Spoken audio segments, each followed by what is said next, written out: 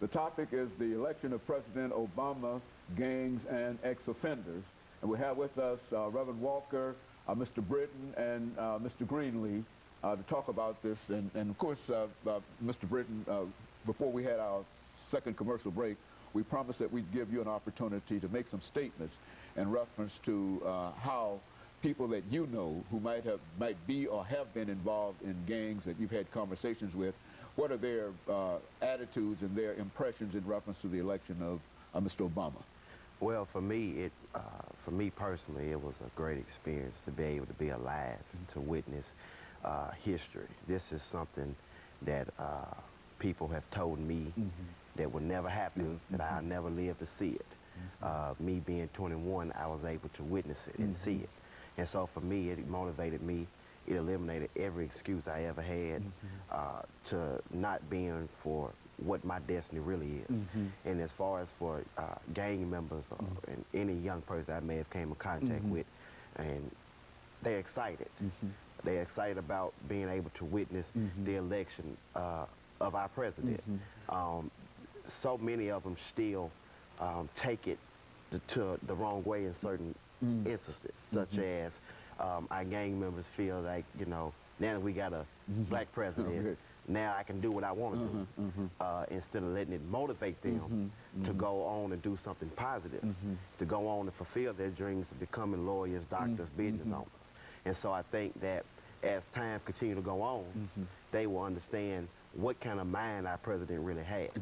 He has told us numerous of times in all the interviews he's done, you know, it ain't about me, it's about the American people. It's about building up families. It's about going out here and chasing your dream and getting it and making whatever you want to do in life, make it happen.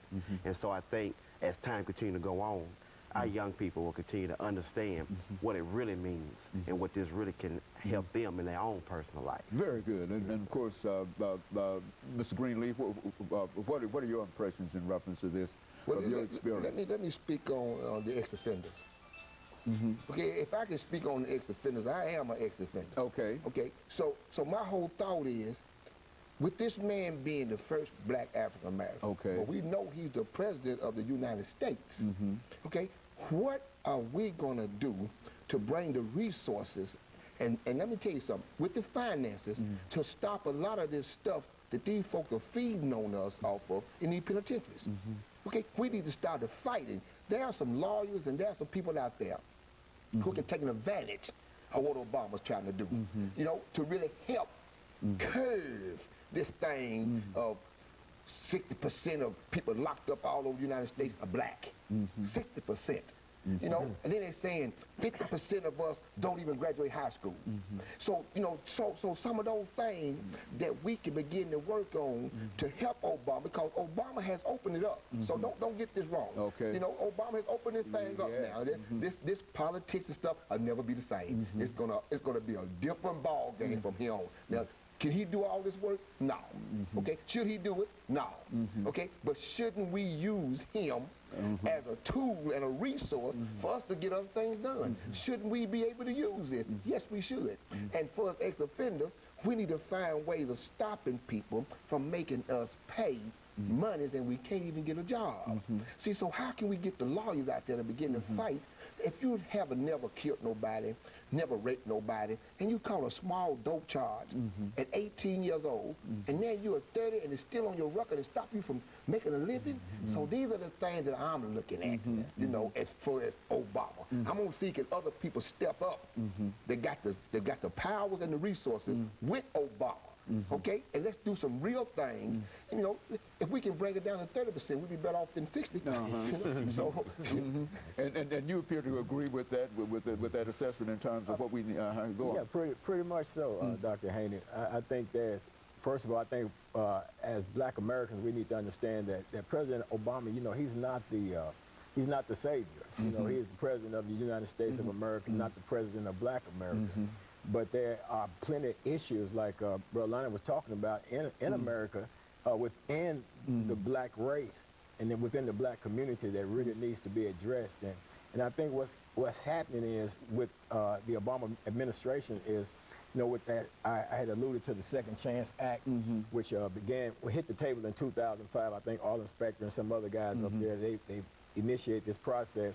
It finally came into being back last year in 2008 when then President Bush signed it into law. And then in this year, since President Obama has been in office since January, they have he's already requested $75 million to go toward that effort. 25 million of that to be used within the fiscal year 2009 to go toward, you know, programs, to nonprofit programs, and I think some type of Indian type programs also that would help and offer assistance to people coming out of the prison system back into society, to help them reintegrate back into society. Because, you know, right now, you know, we got a massive engine that ain't clicking on all cylinders, you know. And most time when the engine is not clicking on all cylinders, I think the ones that miss it, the funding or the resources the most is the Black American community, the Latino communities, the Hispanic communities, and the like.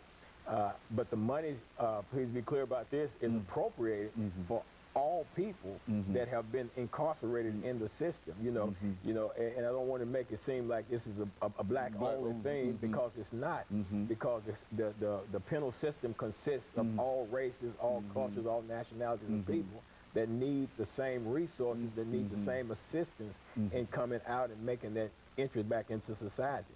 You know, just today, Dr. Haney, I was talking to a friend of mine that, you know, we hustled in the streets together and all of that, and he, you know, got incarcerated some years ago for a murder charge, and he's made parole. He did 23 calendar years, has made parole, and now he's in the system, been looking for a job for 5 months.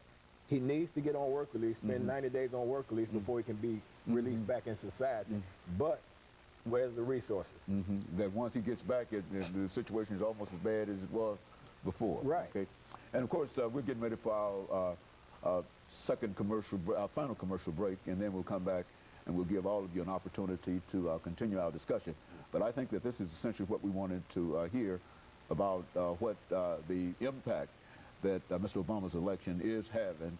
And as we know that certainly this is not the cure-all, but I think that what Britton has said, as well as Lonnie, that there are no more excuses. As a matter of fact, I think that that's kind of general when you talk to people. Absolutely. And the only thing they say is that no more excuses. And I think that that's the truth. And of course, we'll be back with you following this short commercial break.